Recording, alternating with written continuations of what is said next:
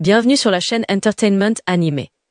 Ici, nous plongeons dans les aventures épiques et inoubliables de l'univers de One Piece, où Monkey D. Luffy et l'équipage du chapeau de paille naviguent à contre-courant pour réaliser leur rêve, devenir le roi des pirates. Alors, assurez-vous de vous abonner et d'activer la cloche de notification pour ne rien manquer des dernières mises à jour concernant l'univers de One Piece. Dans ce chapitre, l'histoire continue dans le village occidental d'Elbaf, où une partie de l'équipage des pirates du chapeau de paille profite encore des festivités avec les géants. Sanji, poussé par une profonde curiosité, demande à Ja Rule de raconter davantage au sujet du dieu soleil Nika. Sanji ressent un lien fort entre Luffy et Nika, bien que Luffy lui-même ne semble pas encore pleinement en être conscient. Sanji se remémore les événements sur l'île Egghead, où Vegapunk a mentionné le nom de Nika, en voyant Luffy activer le mode Gear 5. Cela renforce sa conviction qu'il y a quelque chose de spécial à propos de Luffy et de son lien avec la légende du dieu soleil. Ja Rule explique ensuite que l'histoire de Nika est écrite dans une langue ancienne que très peu de personnes peuvent comprendre, ce qui limite les informations qu'il peut partager. Une partie de l'histoire de Nika a déjà été révélée dans les chapitres précédents. Mais cette fois, Ja Rule ajoute qu'à sa connaissance, Nika ne s'est pas battu seul. Il était accompagné de camarades qui partageaient son combat. Dieu de la forêt, le dieu de la pluie et le dieu de la terre. Cela fait référence à l'arc Skypiea, où ces noms de dieux ont été évoqués aux côtés du dieu du soleil. Si Nika a réellement vécu dans le passé, il ne serait pas surprenant que les trois autres dieux aient également existé à la même époque. Usopp, qui écoutait également la conversation entre Sanji et Ja Rule, a soudain partagé son idée. Il a supposé que la langue ancienne dans le texte sur Nika pourrait être la même que celle utilisée dans les poneglyphes. Usopp a même mentionné qu'ils avaient une amie capable de lire ces écritures anciennes. Bien sûr, il faisait référence à Nico Robin. Si le texte ancien sur Nika peut être relié au poneglyphe, alors Robin pourrait peut-être révéler davantage de secrets sur le dieu du soleil Nika et l'histoire du passé. L'histoire se déplace ensuite vers un autre lieu, la bibliothèque du hibou.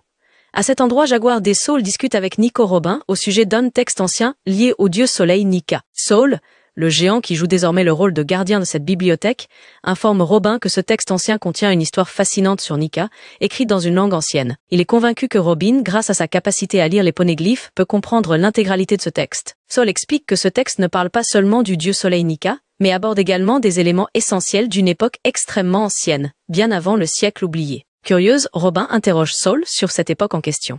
Soul révèle alors qu'il s'agit de l'ère des dieux, une période très secrète et mystérieuse.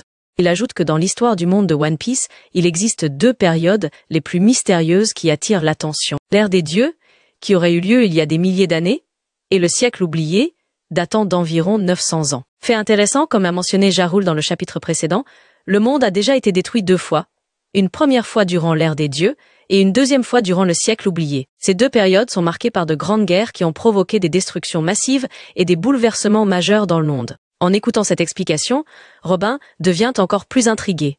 Elle demande ensuite à Soul où se trouve ce texte. Soul répond que ce texte est situé dans le monde céleste, tout en haut d'un immense arbre qui s'élève dans le ciel. Curiosité de Robin atteint son apogée et elle exprime son désir de s'y rendre. Non seulement Robin, mais également Chopper, qui se trouve avec elle à la bibliothèque, montre un vif intérêt à participer à cette quête. Tous deux semblent d'accord sur le fait que découvrir ce texte pourrait révéler un grand secret capable de changer leur compréhension de l'histoire du monde. L'histoire se déplace à Marijois, où plusieurs chevaliers sacrés se préparent à accomplir une mission importante. Leur mission actuelle ressemble à celle précédemment réalisée par les jumeaux Shanks et Gunko, à savoir recruter des individus pour rejoindre les rangs des chevaliers sacrés. Cependant, l'objectif de recrutement, cette fois-ci, ne se limite pas à Loki, mais s'étend à plusieurs autres individus répartis dans différents endroits. Cette démarche est entreprise par le gouvernement mondial en préparation à la Grande Guerre qui se profile à l'horizon. Il prévoit non seulement de combattre l'armée révolutionnaire, mais aussi de faire face aux Yonko en même temps. Le gouvernement mondial a pris conscience que la seule force de la marine ne suffira pas à faire face à la menace grandissante. Par conséquent, les chevaliers sacrés, en tant que force d'élite très puissante, doivent être impliqués dans cette grande bataille. Afin d'assurer la victoire, le nombre de chevaliers sacrés doit être considérablement augmenté. L'un des chevaliers sacrés, alors qu'il prépare la mission, dit à ses collègues qu'il est convaincu que tout le monde qu'ils rencontreront ne sera pas prêt à rejoindre leur rang. Cependant, un autre chevalier réplique qu'ils doivent tout de même tenter leur chance. Il ajoute que si quelqu'un refuse de se joindre à eux malgré les énormes avantages offerts, ils ne doivent pas hésiter à éliminer ces personnes. Après une brève discussion, les chevaliers sacrés se téléportèrent en quittant Marijois, se déplaçant par paires, comme l'avaient fait auparavant les jumeaux Shanks et Gunko. Leur nombre important témoigne de la gravité avec laquelle le gouvernement mondial aborde ce plan. Cela suscite la curiosité. En plus de Loki, qui d'autre fait partie des individus ciblés pour rejoindre les chevaliers sacrés. Certains pourraient être des personnages déjà connus, tandis que d'autres pourraient être des personnages nouveaux, puissants et mystérieux. Avec cette démarche, le gouvernement mondial semble de plus en plus prêt à affronter un conflit majeur susceptible de bouleverser le monde. L'histoire revient sur l'île d'Elbaf, où la légendaire silhouette de Scopper Gaban est enfin révélée pour la première fois dans le pays des géants. Gaban arrive à la fête du village occidental, et sa présence attire immédiatement l'attention de nombreuses personnes.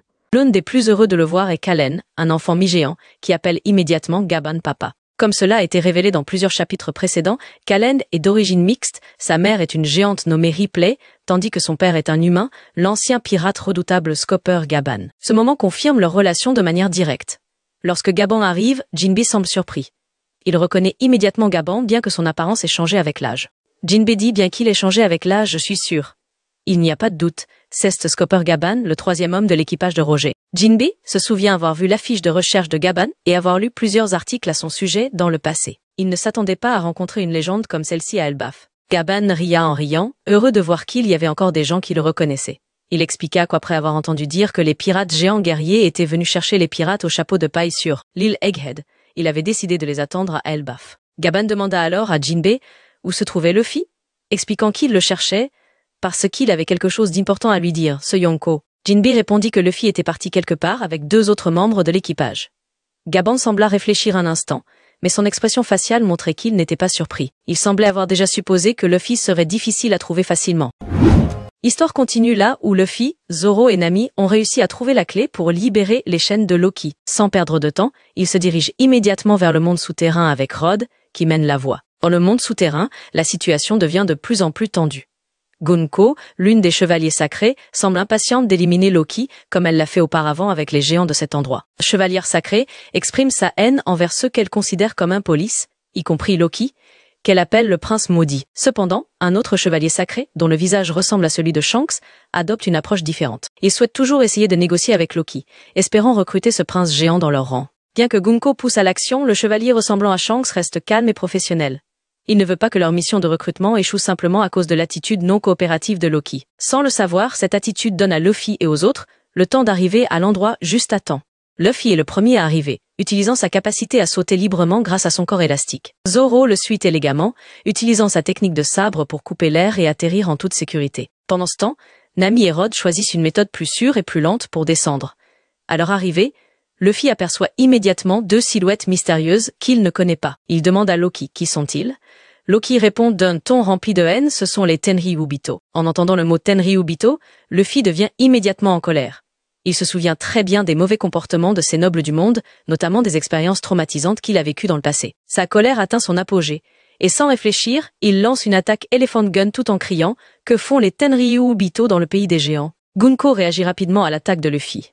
Il crée un bandage géant qui parvient miraculeusement à attraper le poing colossal de Luffy. Avec une force incroyable, Gunko projette Luffy très loin en arrière, le faisant s'écraser contre un arbre avec violence. L'attaque Elephant Gun de Luffy est totalement inefficace contre un chevalier sacré tel que Gunko. Luffy, qui se relève après cette attaque, se rend compte que cet ennemi est d'un niveau extrêmement élevé, bien au-delà de la puissance des ennemis qu'il a affrontés jusqu'à présent. Zoro et Nami, voyant la situation, commencent également à se préparer. Mais Luffy décide de ne plus se retenir. Avec son sourire caractéristique, Luffy dit « Eh bien alors, je vais devenir plus sérieux ». Il entra immédiatement en mode Gear 5, son corps prenant la forme de Nika, entouré d'une aura dégageant une énergie électrisante et pleine de puissance. Lorsque Luffy entra en mode Gear 5, sa puissance commença à affecter l'environnement autour de lui. Loki, toujours les yeux bandés, pouvait ressentir l'aura colossale du changement de Luffy.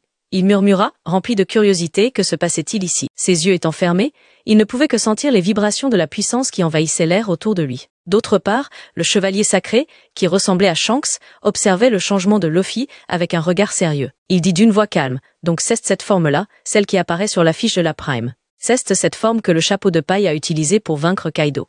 Il avertit Gunko de rester sur ses gardes et de ne pas agir imprudemment contre Luffy. C'est peut-être là une petite théorie intéressante qui pourrait se produire dans le chapitre 1137. Qu'en pensez-vous de cette théorie? N'hésitez pas à l'écrire dans la section des commentaires ci-dessous.